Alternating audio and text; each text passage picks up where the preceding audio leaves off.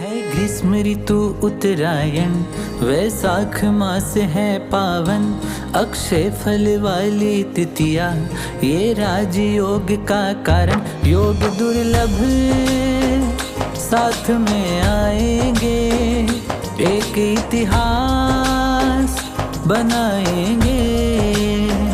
सिंहासन पर गुरु श्री विराग के विशुद्ध सागर जियाएंगे। एक सभा नहीं बल्कि एक ऐसी दिव्य यात्रा है जो आपके अंतर मन को झकझोर देगी। यहाँ इस पवित्र स्थल पर हम उस ज्ञान को उद्घाटित करेंगे जो आपके जीवन को नई दिशा और नई दृष्टि प्रदान करेगा। जैन धर्म में हर प्रश्न का उत्तर छिपा है, हर दुख का समाधान, हर कष्ट का कारण, सब कुछ यहां समझा जा सकता है। जीवन में आने वाली हर कठिनाई, हर सुख दुख का रहस्य आज हम आपके सामने उजागर करेंगे। क्या आप तैयार हैं उस सत्य को जानने के लिए जो आपकी अपनी समस्याओं से मुक्त कर सकता है? क्या आप तैयार हैं उस यात्रा पर चलने के लिए जो न केवल आपकी सोच बल्कि आपके पूरे जीवन को बदल देगी?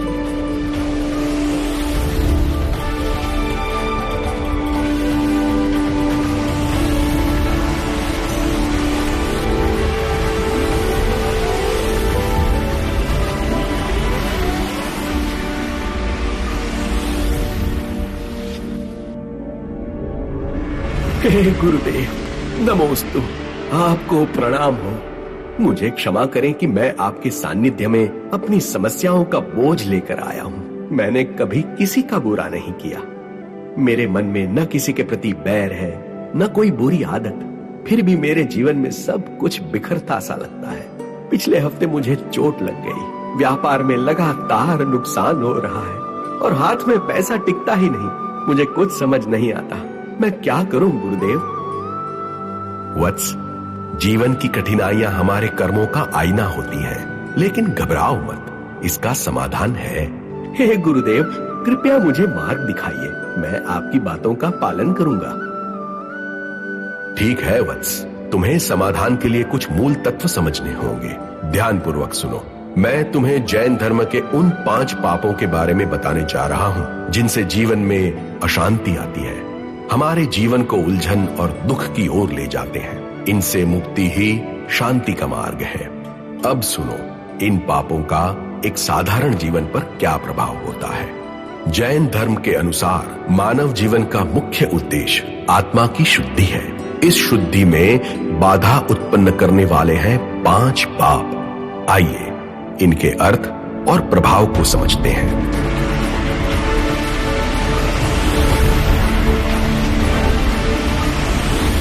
पहला पाप है हिंसा। हिंसा केवल शारीरिक चोट तक सीमित नहीं है, बल्कि विचार, वाणी और कर्म से किसी को कष्ट देना भी हिंसा है।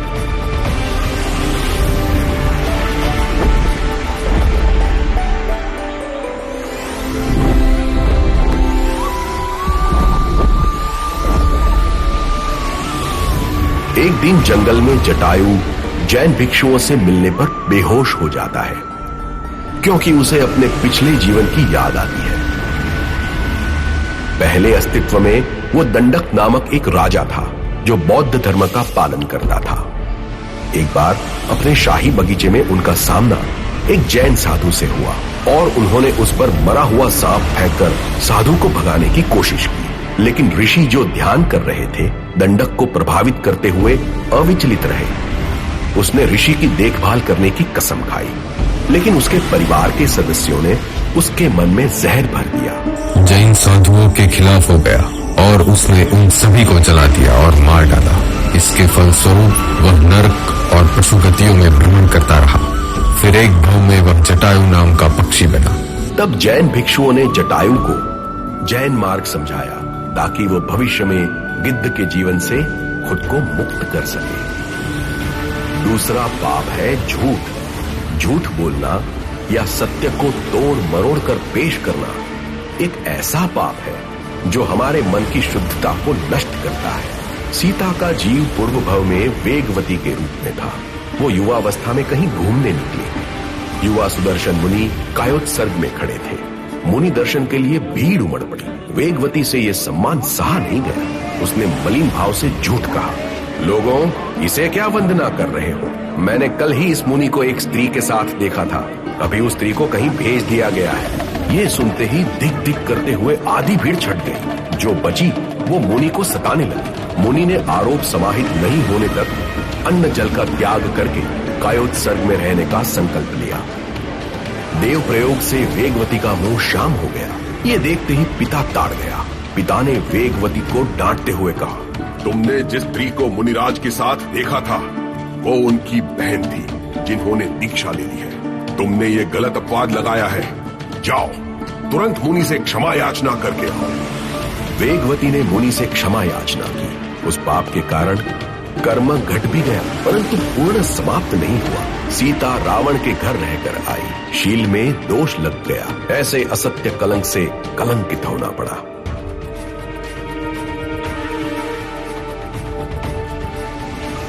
तीसरा पाप है चोरी। जो हमारा नहीं है उसे लेना हमारे आत्मिक विकास में बाधा उत्पन्न करता है। अंजना के विवाह के बाद कुछ गलतफहमियों के कारण उसका पति पवनजय 22 वर्षों तक उससे कोई संबंध नहीं रखता। परंतु एक दिन हंस और हंसिनी का विरह देखकर पवनजय को अपनी गलती का एहसास होता है। पश्चाताप से भरे हृदय के साथ वो अंजना के साथ पुनः संबंध स्थापित करता है और उनके बीच का विरह समाप्त हो जाता है। किंतु नियति को कुछ और ही स्वीकार था। पवनजय को आदेश प्राप्त होता है और वह युद्ध के लिए प्रस्थान कर जाते हैं। इसी बीच अंजना गर्भवती हो जाती है, तो वो संदेहवश अंजना को घर से निकाल देती है। दुर्भाग्यवश अंजना के पिता भी उसे अपने घर में स्थान देने से इनकार कर देते हैं। अब सहारा विहीन अंजना अपनी सहेली के साथ जंगल में निवास करने लगती है। वहीं एक दिन उसकी भेंट एक दिव्य मुनि से होती है। अंजना अपनी पीड़ा मुनि के समक्ष व्यक्त करती है और पूछती है कि उसके इस दुख का कारण क्या है। तब मुनिवर उसे समझाते हैं कि यह सब पूर्व जन्म के कर्मों का ही फल है। उन्होंने बताया कि अपने पूर्व जन्म में अंजना ने अपनी सौत के प्रति ईर्ष्या के कारण जिनेंद्र भगवान की प्रतिमा को कुछ क्षणों के लिए चोरी कर बाहर रख दिया था। इस एक क्षणिक अपराध का ही यह परिणाम है कि इस जन्म में उसे अपने पति और परिवार से वियोग का कठोर कष्ट सहना पड़ रहा है। किंतु मुनि ने यह भी बताया कि अपने पूर्व जन्म में धार्मिक आस्था और भक्ति के कारण वह आगे के जन्मों में कष्टदायक योनि में जाने से बच गई। यही कारण था कि इस जन्म में उसके गर्भ से एक दिव्य पुरुष का जन्म हुआ। महावीर, पराक्रमी, बुद्धिमान और महान भक्त श्री हनुमान जी। ये कथा हमें सिखाती है कि क्षणिक गलतियों के भी दूरगामी परिणाम हो सकते हैं, परंतु सच्ची भक्ति और धर्म की शक्ति हमें विपरीत परिस्थितियों से उबार सकती है।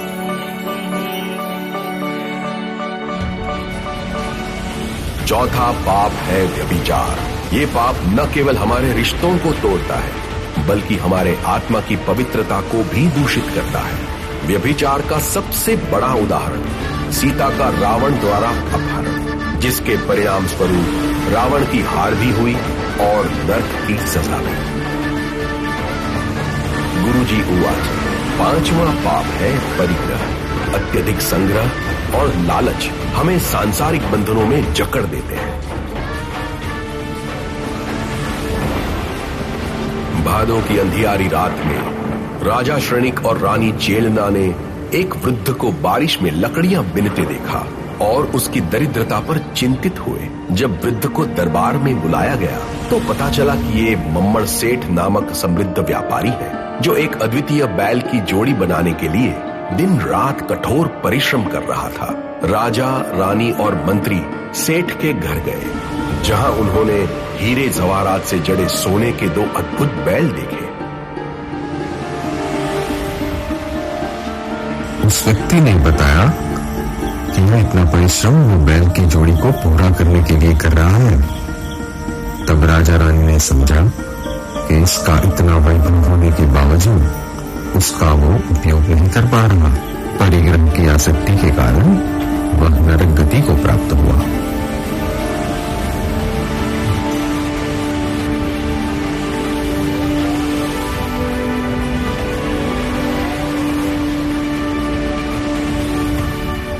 पांच पाप केवल आत्मा को दूषित नहीं करते,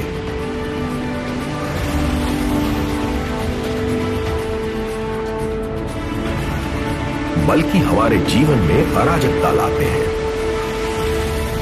जिससे हम आत्मा की शुद्धि की ओर बढ़ सकते हैं। गुरुजी, अब मैं सब समझ गया। ये मेरे पिछले कर्मों का फल है जो मुझे इस जन्म में मिल रहा है। तो मुझे इसमें कसाई करने की जगह मुझे इसे समतापूर्वक सहन करना है। और आज इस महामहोत्सव में हम प्रण लेते हैं कि अगर पुण्य न करें तो ठीक, पर हम पाप करने से तो जरूर बचेंगे, क्योंकि उसका फल हमें कभी न कभी तो भुगतना ही पड़ेगा।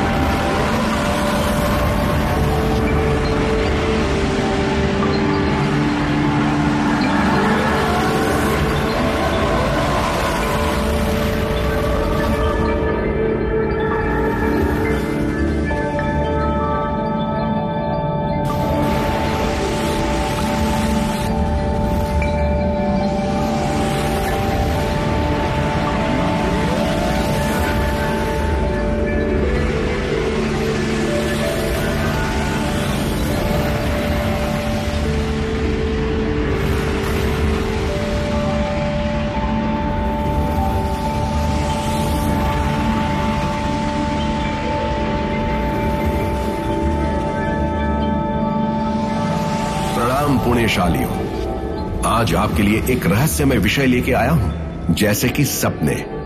रहस्यमय सपने।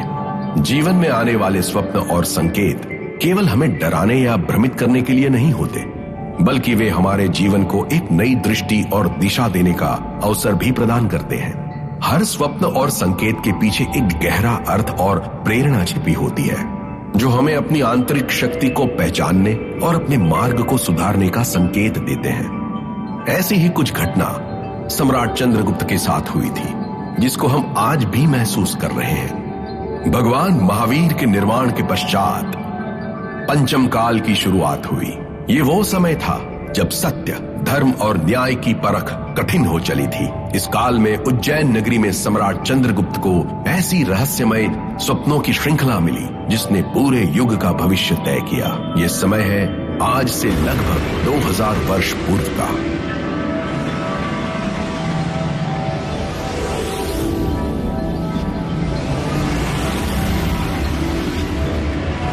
चंद्रगुप्त का शयन कक्ष भव्य है।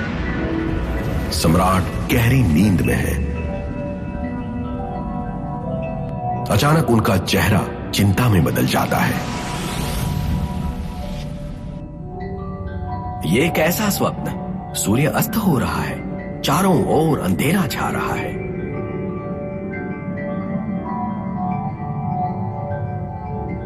चंद्रगुप्त अपने स्वप्नों का रहस्य जानने आचार्य भद्रबाहु के पास पहुंचते हैं।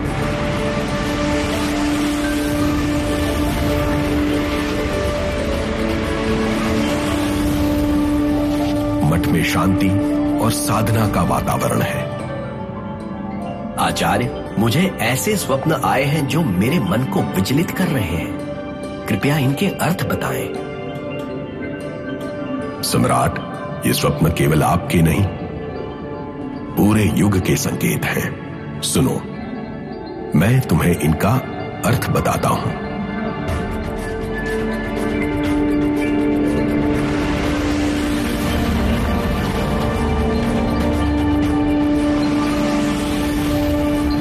पहला स्वप्न, सूर्य अस्त होते देखा।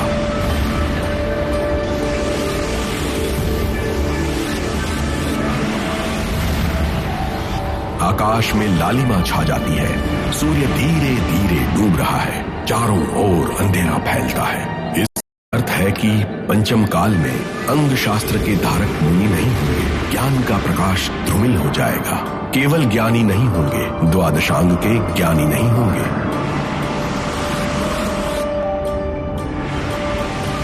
दूसरा स्वप्न, कल्प वृक्ष की शाखा टूटती हुई।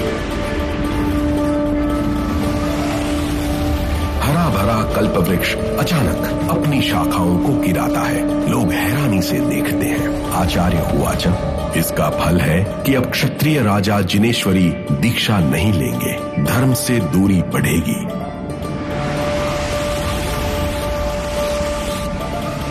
तीसरा स्वप्न, समुद्र को सीमा का उल्लंघन करते देखा। विशाल समुद्र की लहरें किनारों को तोड़ते हुए शहरों को निगल रही हैं। राजा लोग अन्यायी होंगे, उनका स्वभाव मर्यादाओं को तोड़ने वाला होगा।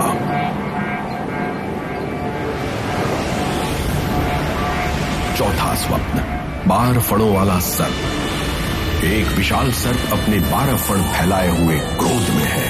12 वर्षों का भयंकर अकाल बार बार पड़ेगा। लोग त्राही त्राही करेंगे, जल अन्न के लिए लोग तरस जाएंगे। पांचवा स्वप्न, देव विमान वापस लौटते देखा। आकाश में चमकीले देव विमान पृथ्वी की ओर आते आते लौट जाते हैं।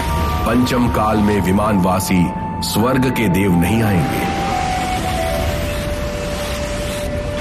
छठा स्वप्न, ऊंट पर बैठा राजकुमार, धूलि से आच्छादित। एक राजकुमार ऊंट पर बैठा हुआ है, उसका चेहरा निर्दयी और कठोर है। राजा और मंत्रीगण दया रहित होंगे, उनका व्यवहार क्रूरता से भरा होगा। सातवां स्वप्न, 2 काले हाथी लड़ते हुए। 2 विशाल हाथी जंगल में लड़ रहे हैं। आसमान पर बादल छाए हुए हैं। समय पर पानी नहीं बरसेगा। अकाल और अनियमित वर्षा से लोग परेशान होंगे। आठवां स्वप्न, 2 बछड़ों का रथ खींचते देखा। 2 छोटे बछड़े भारी रथ खींच रहे हैं, उनकी हालत दयनीय है। मुनि धर्म का निर्वाह केवल युवावस्था में ही संभव होगा, वृद्धावस्था में साधना कठिन होगी। 9वां स्वप्न, नृत्य करता हुआ भूतों का समूह। लोग वितराग अरिहंत देव को छोड़कर रोगी द्वेषी काल्पनिक कुदेवों को पूजेंगे। धर्म का पतन होगा। 10वां स्वप्न, सोने के पात्र में कुत्ते को खीर खाते देखा। एक कुत्ता सोने के पात्र में खीर खा रहा है। उच्च कुल की लक्ष्मी नीच कुल में चली जाएगी। स्वप्न 11, जुगनू को चमकते देखा। अंधेरे में जुगनू टिमटिमा रहे हैं। जैन धर्म की प्रभावना कम हो जाएगी। स्वप्न 12, सूखे हुए सरोवर में दक्षिण दिशा की तरफ थोड़ा सा जल देखा। एक सूखा सरोवर, जिसमें दक्षिण दिशा में थोड़ा पानी बचा है। जिन स्थानों पर पंच कल्याणक हुए उन स्थानों में धर्म की हानि होगी और जैन धर्म दक्षिण की तरफ होगा।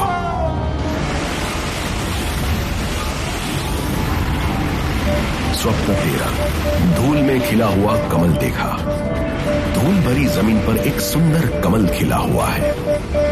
ब्राह्मण और क्षत्रिय जैन धर्म से रहित होंगे। वैश्य लोग जैन धर्म पालेंगे और धनवान होंगे। स्वप्न 14। छिद्र रहित चंद्रमा देखा। चंद्रमा में कई छिद्र दिखाई दे रहे हैं, जिन शासन में अनेक भेद हो जाएंगे। स्वप्न 15। हाथी पर बंदर बैठा देखा। एक बंदर हाथी की पीठ पर बैठा है। नीच लोग राज्य करेंगे और क्षत्रिय व ब्राह्मण लोग उनकी सेवा करेंगे। स्वप्न 16। धूल में रत्नों का ढेर देखा। धूल में रत्नों का ढेर पड़ा हुआ है। मुनियों में आपसी फूट होगी, वे मिलजुल कर नहीं रहेंगे।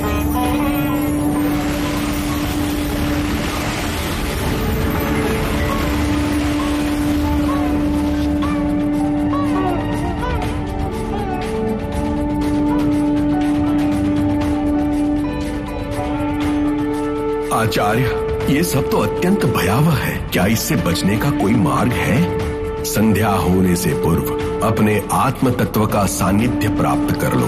धर्म ध्यान ही तुम्हें इस भवसागर से मुक्त कर सकता है। चंद्रगुप्त अपनी राजगद्दी त्याग कर जैन साधु बन जाते हैं। सम्राट चंद्रगुप्त ने अपने स्वप्नों से प्राप्त चेतावनी को समझा और जीवन की अनिश्चितताओं के बीच धर्म और आत्मा की शरण ली। संदेश स्पष्ट है। बाहरी संसार की चकाचौंध में खोने के बजाय अपने आत्म तत्व को पहचाने। संध्या से पहले यानी जब तक जीवन में शक्ति और अवसर है, अपने सत्य स्वरूप को जानने का प्रयास करें। अपने भीतर के दिव्य प्रकाश को जागृत करें। ये सब स्वप्न वर्तमान में सत्य दिखाई दे रहे हैं। जिन धर्म की सत्यता उपदेश की सत्यता को दिखा रहे हैं। धर्म, ध्यान और समर्पण का पथ ही वो ज्योति है जो अंधकारमय कालों में भी मार्गदर्शन करती है। सत्य, करुणा और धर्म के प्रति समर्पण ही हमारे जीवन को सार्थक बना सकते हैं।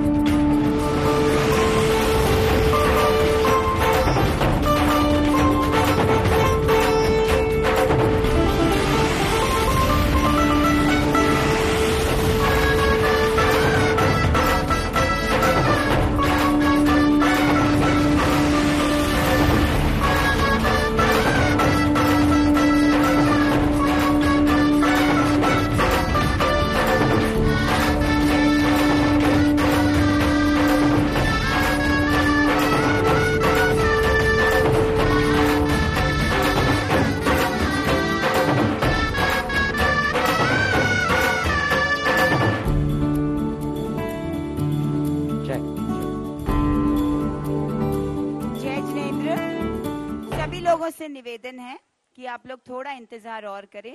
ड्रोन शो अभी हुआ नहीं है, अभी होना बाकी है। मौसम की अनुकूलता से ड्रोन्स की टेस्टिंग चल रही थी।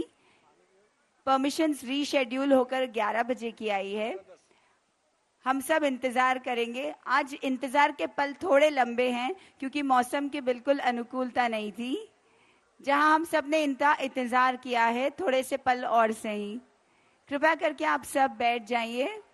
सभी लोग कृपया करके बैठ जाएं प्लीज।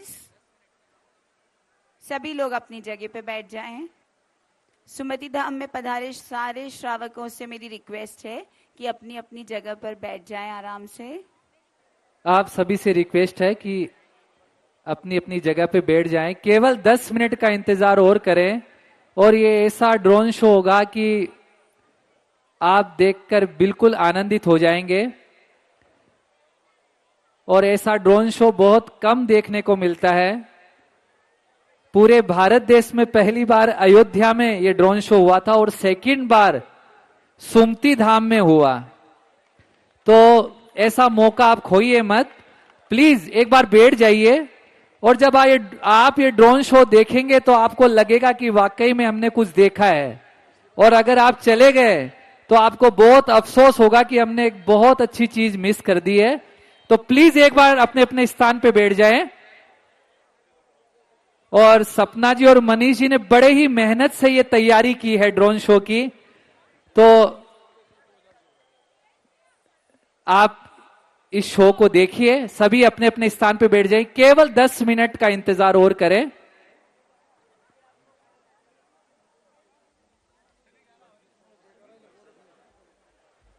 बोले सुमतिनाथ भगवान की।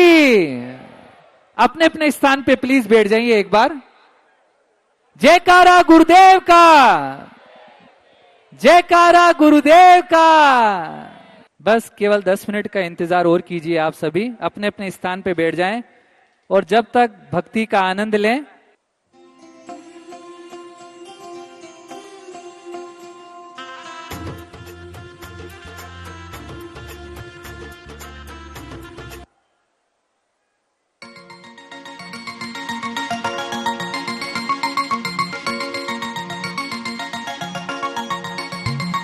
ये सुमति धाम की पुण्य धरा, गुरुवर विराग का रंग बिखरा। या चमके देखो, या चमके देखो सितारे हैं, या संत अनेकों पधारे हैं। ये सुमति धाम की पुण्य धरा, गुरुवर विराग का रंग बिखरा। या चमके देखो, या चमके देखो सितारे हैं, या संत अनेकों पधारे हैं।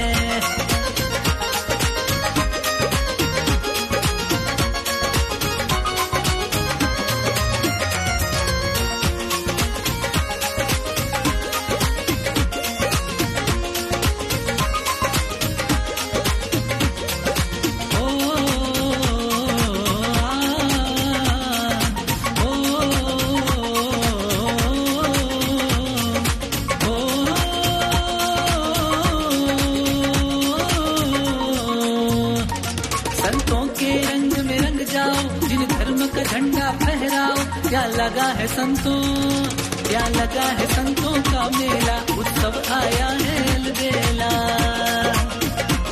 संतों के रंग में रंग जाओ, जिन धर्म का झंडा फहराओ। या लगा है संतों, या लगा है संतों का मेला। उत्सव आया है अलबेला।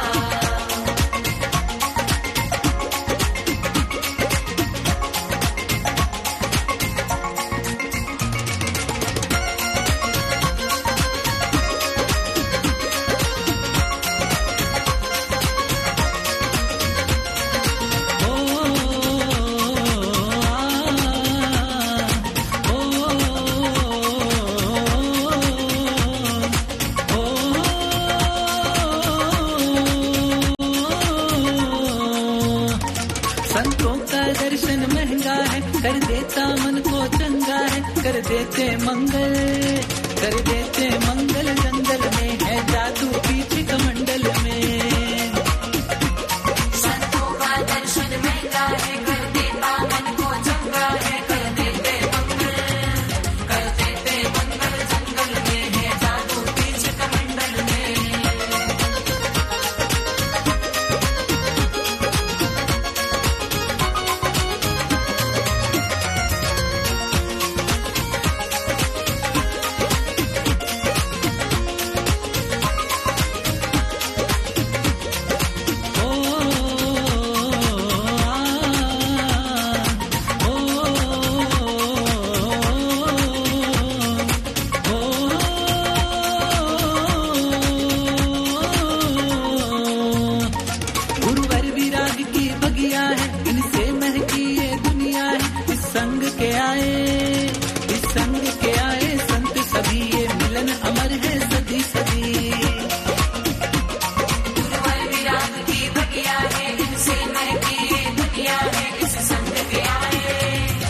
संग के आए संत सभी, ये मिलन अमर है सदी सदी।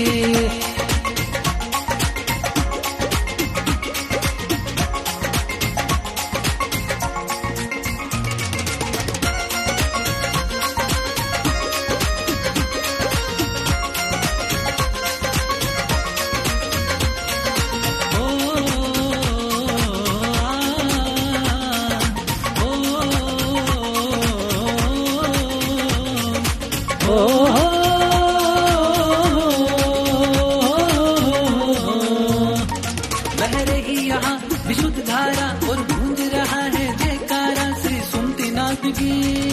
श्री सुमतिनाथ की छाया में ये समो शरण है लगा प्यारा। बह रही यहाँ विशुद्ध धारा और गूंज रहा है जयकारा श्री सुमतिनाथ की। सुमतिनाथ की छाया में ये समो शरण है लगा प्यारा।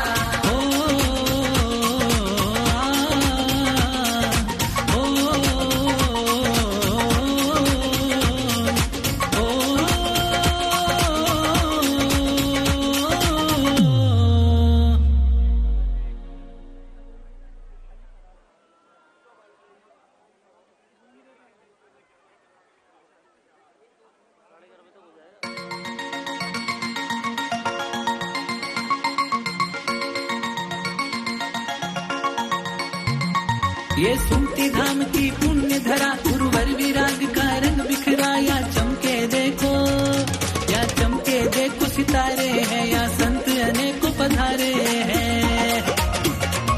ये सुमति धाम की पुण्य धरा गुरुवर विराग का रंग बिखराया। चमके देखो या चमके देखो सितारे हैं या संत अनेकों पधारे हैं।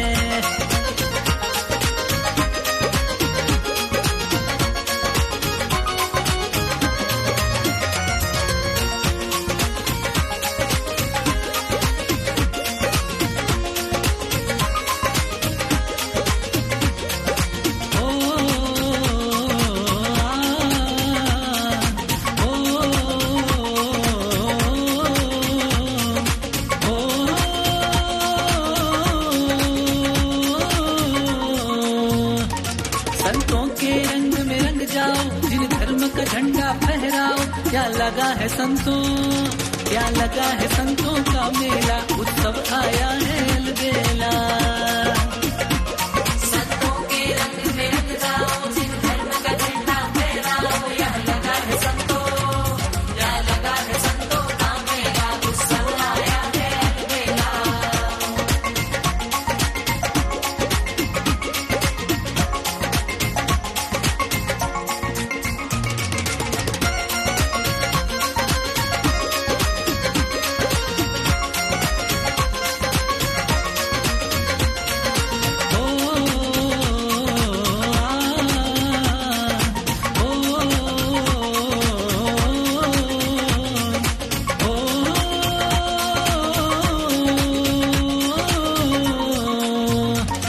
संतों का दर्शन महंगा है कर देता मन को चंगा है। कर देते मंगल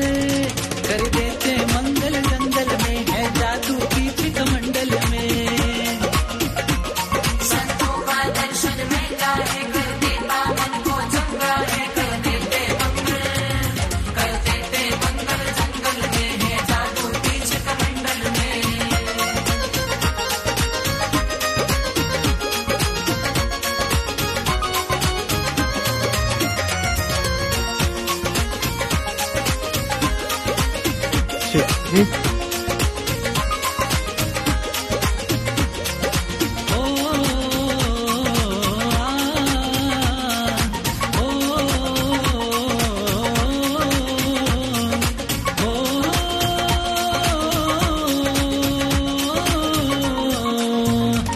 गुरुवर विराग की बगिया है इनसे महकी ये दुनिया है। इस संग के आए संत सभी ये मिलन अमर है सदी सदी। गुरुवर विराग की बगिया है इनसे महकी ये दुनिया है। इस संग के आए संत सभी ये मिलन अमर है सदी सदी।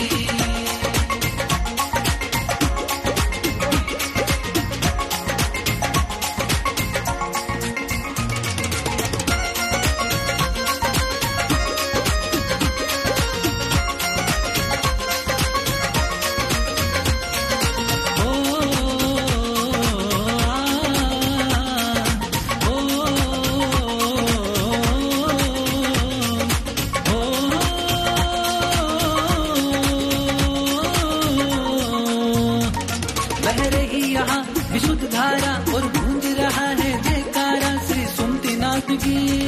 श्री सुमतिनाथ की छाया में ये समो शरण है लगा प्यारा।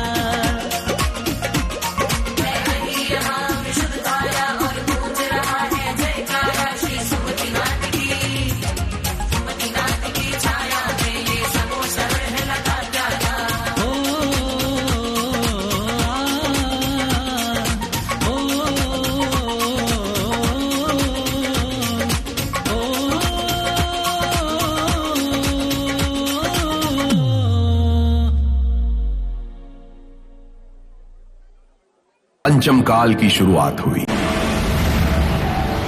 आकाश में लालिमा छा जाती है। सूर्य धीरे धीरे डूब रहा है। चारों ओर अंधेरा फैलता है। इस अर्थ है कि पंचम काल में अंग शास्त्र के धारक मुनि नहीं होंगे। ज्ञान का प्रकाश ध्रुमिल हो जाएगा।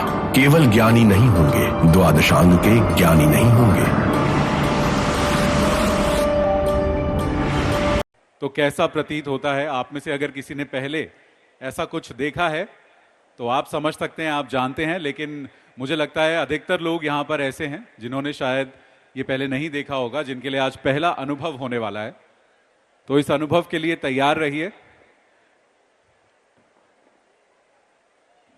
कुछ फाइनल टेक्निकल चेक्स हम लोग कर रहे हैं और उसके बाद ये ड्रोन आसमान में जाएंगे और आज एक अद्भुत गाथा आपको देखने को मिलेगी। हम सभी मौजूद हैं यहाँ पट्टाचार्य महोत्सव के इस पावन मौके पर, और आइए ऊर्जा को बनाए रखते हैं और एक बार सब मिलकर बोलते हैं, श्री सुमतिनाथ भगवान की जयकारा गुरुदेव का। बहुत खूब, यही ऊर्जा हमें बनाए रखनी है। हम समझते हैं गर्मी भी है, आप सब थोड़ा सा परेशान भी है, इंतजार भी बहुत लंबा हो गया है, पर आज जो मौसम में खराबी आई उसकी वजह से थोड़ा सा चीजें आगे चली गई हैं।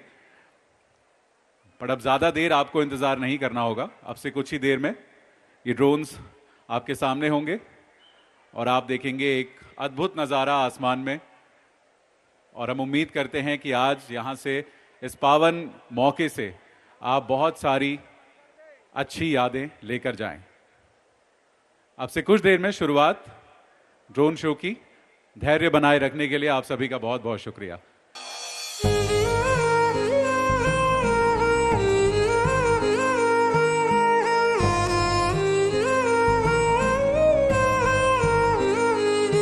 है ग्रीष्म ऋतु उत्तरायण, वैशाख मास है पावन, अक्षय फल वाली तिथिया ये राजयोग का कारण। योग दुर्लभ साथ में आएंगे, एक इतिहास बनाएंगे। सिंहासन पर गुरु श्री विराग के विशुद्ध सागर जी आएंगे।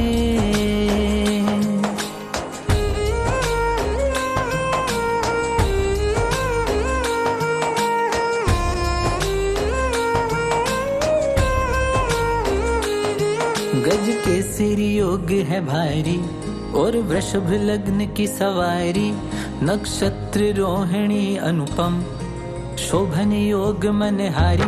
योग दुर्लभ साथ में आएंगे, एक इतिहास बनाएंगे। सिंहासन पर गुरु श्री विराग के विशुद्ध सागर जी आएंगे।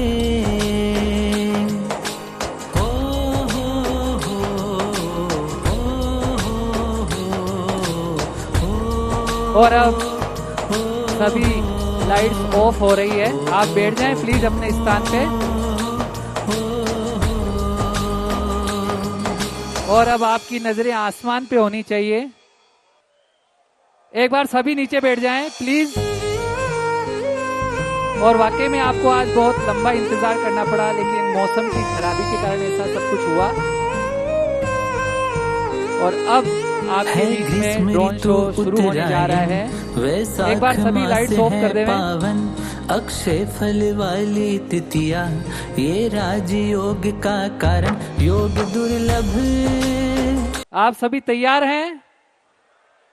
जयकारा गुरुदेव का, जयकारा गुरुदेव का। बोलिए परम पूज्य आचार्य गुरुवर 108 श्री विशुद्ध सागर जी महाराज की, समस्त आचार्य संघ की। देखिए, इस ड्रोन शो के लिए बहुत बड़ी मेहनत करनी पड़ती है और पास में एयरपोर्ट है, फ्लाइट्स भी रुकवानी पड़ती है। तो ये इतनी मेहनत आपके लिए मनीष जी, सपना जी गोधा ने की है, तो आपका भी ये फर्ज बनता है कि आप इस ड्रोन शो को देखें। एक बार जोरदार तालियां उनके लिए। ये कोई आसान काम नहीं है, ड्रोन शो करवाना कोई आसान काम नहीं है, बहुत बड़ी तैयारी करनी पड़ती है इसके लिए। तो एक बार जोरदार तालियां आपकी तरफ से पूरे गोदा परिवार के लिए। और आज आपको वो ऐसी प्रस्तुति, ऐसा ड्रोन शो दिखाने जा रहे हैं कि आप जीवन भर इस शो को याद रखोगे। और आज ये पट्टाचार्य महोत्सव आपको कैसा लगा?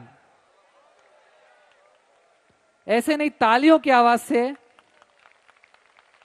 और वाकई में आज आपने, भक्तों ने जो भक्ति का परिचय दिया है, तो ये एक इतिहास के पन्नों पर लिखा जाएगा। ये पट्टाचार्य महोत्सव जब भी याद किया जाएगा तो आचार्यों को और गुरुओं को तो याद किया जाएगा, लेकिन आप सभी भक्तों को भी याद किया जाएगा। तो अपने लिए भी एक बार जोरदार तालियां बजाइए सभी। बस अब ओनली 2 मिनट और शेष है, और 2 मिनट के लिए मैं इस पट्टाचार्य महोत्सव के लिए, आज आपको भजन कैसे लगे इस उत्सव के? अच्छे लगे? तो 4 पंक्तियां मैं आपके लिए यहां प्रस्तुत कर रहा हूं। और ताली, म्यूजिक इंस्ट्रूमेंट तो है नहीं, लेकिन आपकी तालियां ही म्यूजिक इंस्ट्रूमेंट बने। तो मेरे साथ तालियां बजाएंगे आप सभी। ओनली 2 मिनट का इंतजार और है। हो विशुद्ध सागर में गुरु विराग के हैं दर्शन, विशुद्ध सागर में गुरु विराग के हैं दर्शन। पट्टाचार्य महोत्सव ये है मन भावन, शिष्यों ने गुरुदेव की इच्छा पूरी की, शिष्यों ने गुरुदेव की इच्छा पूरी की। आज मुस्कुरा रहा गुरु का सिंहासन, ओ विशुद्ध सागर में गुरु विराग के हैं दर्शन। पट्टाचार्य महोत्सव ये है मन भावन। और अब 10 सेकंड बचे हैं, तो आपकी गिनती शुरू हो जाए। 10, 9, 8, 7, 6, 5, 4, 3, 2 और 1।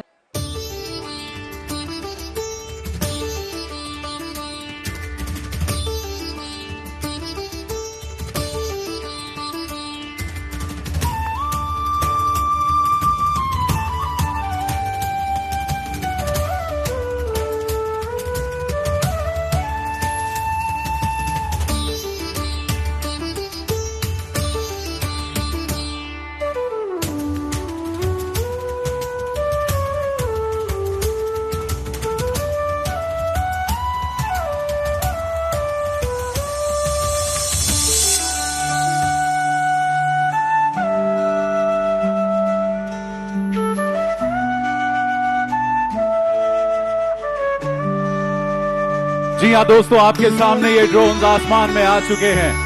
पट्टाचार्य महोत्सव के शुभ अवसर पर आप देख रहे हैं आज गोधा परिवार के सौजन्य से ये शानदार ड्रोन शो इस पावन अवसर पर।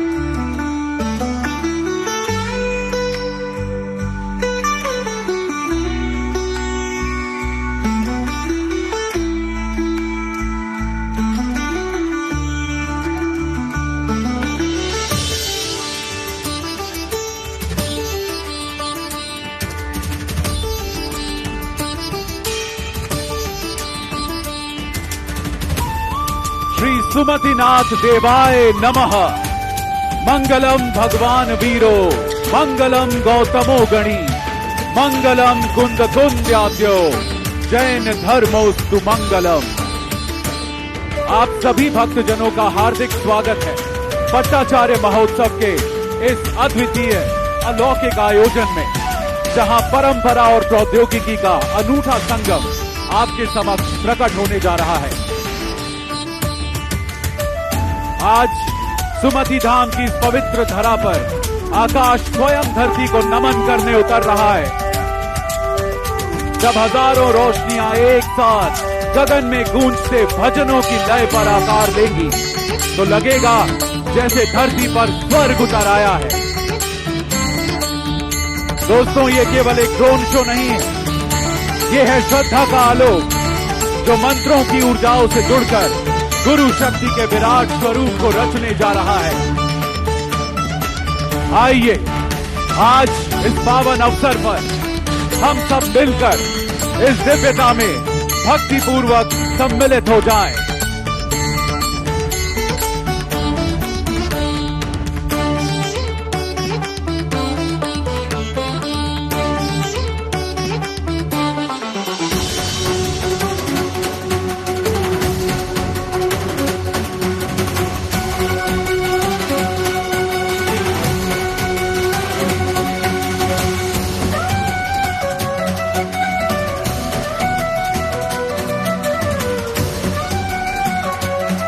आप सभी का सुस्वागतम। आपका आगमन हमारे लिए परम सौभाग्य का क्षण है। यहाँ अतिथि को देवता स्वरूप माना जाता है और हम आप सभी का स्वागत करते हैं पट्टाचार्य महोत्सव के इस मौके पर।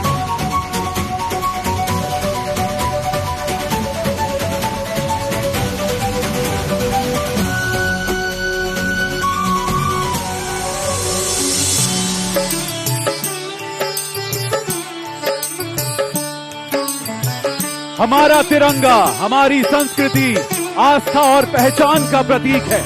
हम वंदन करते हैं हमारी पुण्य भूमि भारत को। आइए मिलकर एक बार बोले, वंदे मातरम, वंदे मातरम, वंदे मातरम, वंदे मातरम, वंदे मातरम। वंदे मातरम।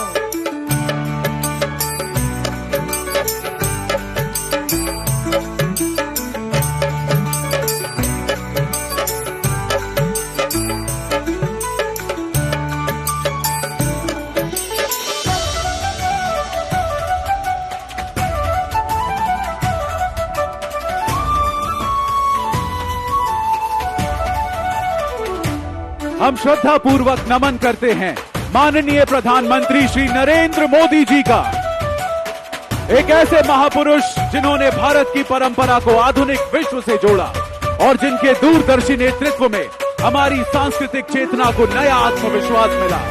धर्म, दर्शन और राष्ट्र भाव प्रधानमंत्री नरेंद्र मोदी जी की वाणी में गूंजते हैं।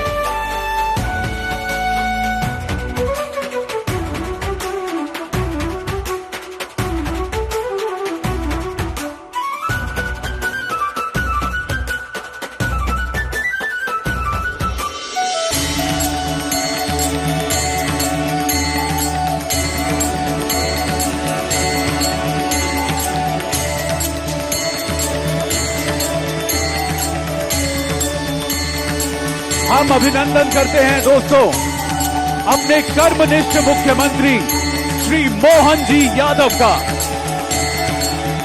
धरती से जुड़े जन जन की आवाज बने एक सहज संवेदनशील नेतृत्व के स्वरूप हैं माननीय मुख्यमंत्री श्री मोहन यादव जी। मालवा की महक, उज्जैन की आस्था और मध्य प्रदेश की आकांक्षाएं इनमें बसती हैं।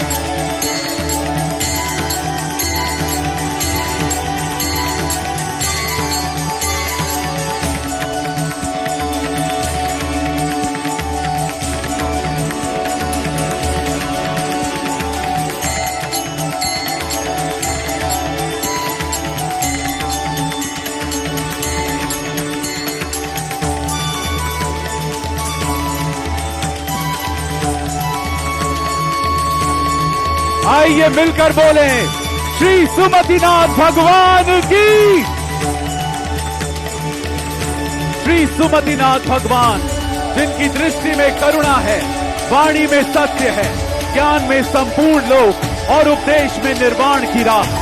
आज आकाश स्वयं आकार ले रहा है उस तपोदीप तेजस्विता को नम्न करने के लिए। जहां दीपक नहीं जलते वहां ज्ञान स्वयं आलोक बनता है।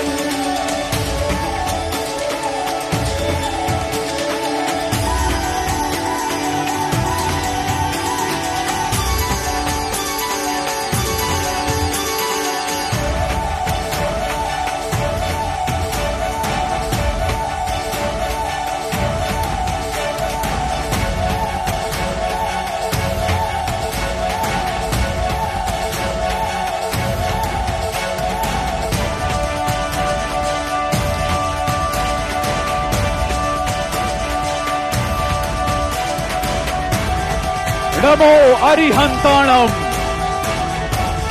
नमो सिद्धाणम, नमो आयरियाणम,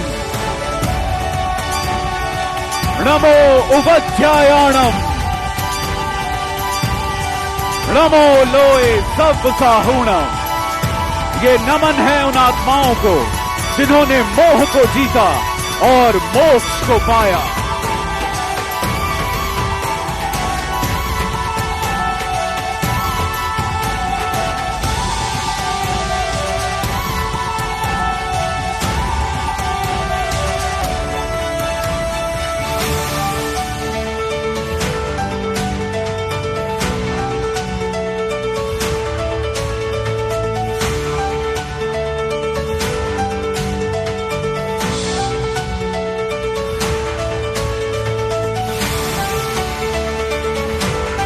आइए दोस्तों मिलकर बोले आचार्य विद्यासागर जी की, जिनका जीवन आत्म संयम, अटल साधना और गहन साहित्य का जीवंत उदाहरण है। इन्होंने केवल तप नहीं किया अपितु प्राकृत संस्कृत में अमूल्य ग्रंथों की रचना कर ज्ञान को जन जन तक पहुंचाया। गुरुकुल परंपरा को पुनर्जीवित कर आने वाली पीढ़ियों को आत्मा की शिक्षा दी।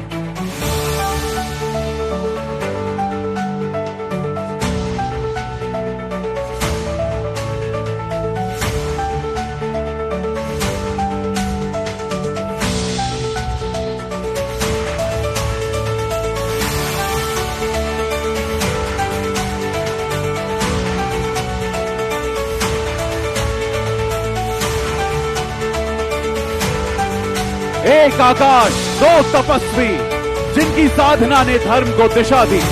गणाचार्य श्री पुष्पदंत सागर जी महाराज, जिनकी वाणी में शुद्ध ज्ञान की गूंज है, और आचार्य श्री प्रसन्न सागर जी महाराज, जिनकी मौन साधना ने आत्मा को शुद्ध किया।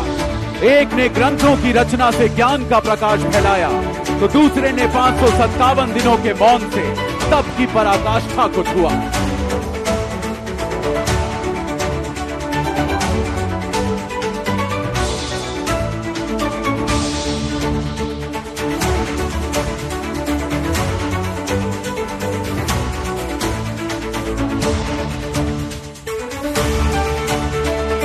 आइए मिलकर बोले आचार्य श्री विराट सागर जी महाराज की। एक ऐसी वाणी जो भीतर उतर जाए और एक ऐसा तप जो समय को मौन कर दे। ये दर्शन है उस महापुरुष का जिन्होंने ज्ञान को कलम से नहीं आचरण से रचा। 150 से अधिक ग्रंथों की अमूल्य धरोहर और सैकड़ों दीक्षित शिष्यों की सतत साधना में जिनका प्रतिबिंब झलकता है।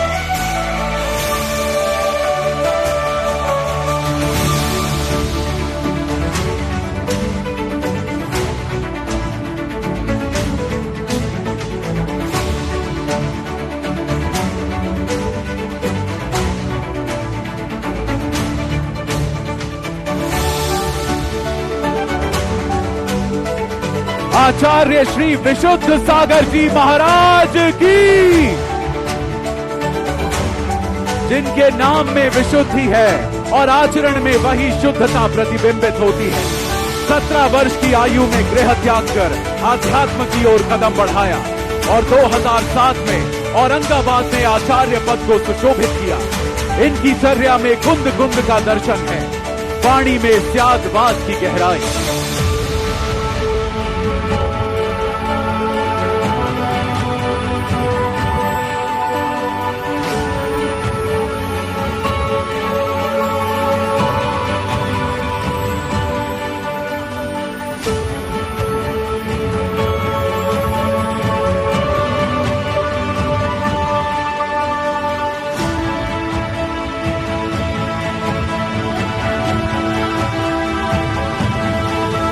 आइए मिलकर एक बार फिर बोले, ज्ञानमती माता जी की।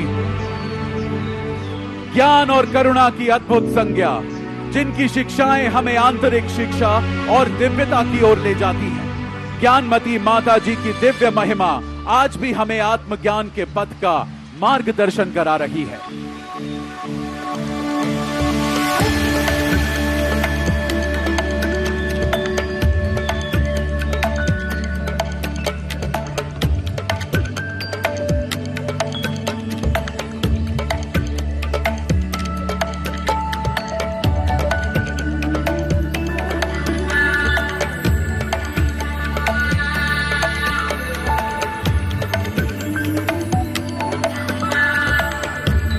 आपके सामने है दोस्तों सुमति धाम। यहाँ के दिव्य आंगन में शांति का एहसास होता है और यहाँ गूंजते हर शब्द में एक अनूठे प्रेम और श्रद्धा की अनुभूति होती है। सुमति धाम का हर कण भक्तों को सत्य, अहिंसा और समर्पण के मार्ग पर चलने के लिए प्रेरित करता है।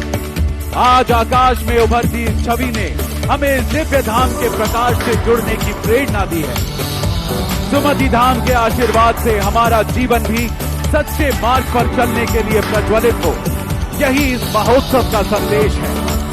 आप सभी का आज के इस पावन अवसर पर रहने के लिए बहुत बहुत धन्यवाद और इस आकाशीय अनुभव को हमारे साथ महसूस करने के लिए हम आपके आभारी हैं। आइए एक बार फिर इस पूरे जोश के साथ इस पूरे वातावरण को गुंजा दें। श्री सुमतिनाथ भगवान की, श्री सुमतिनाथ भगवान की।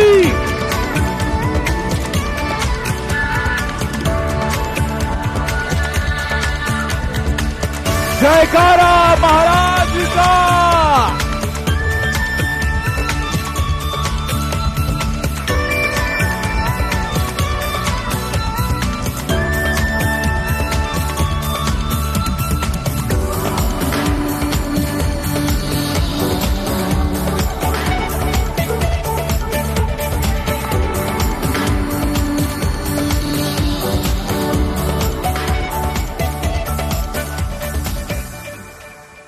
ग्रीष्म ऋतु उत्तरायण, वैशाख मास है पावन, अक्षय फल वाली तिथिया ये राजयोग का कारण। योग दुर्लभ साथ में आएंगे, एक इतिहास बनाएंगे। सिंहासन पर गुरु श्री विराग के, विशुद्ध सागर जियाएंगे।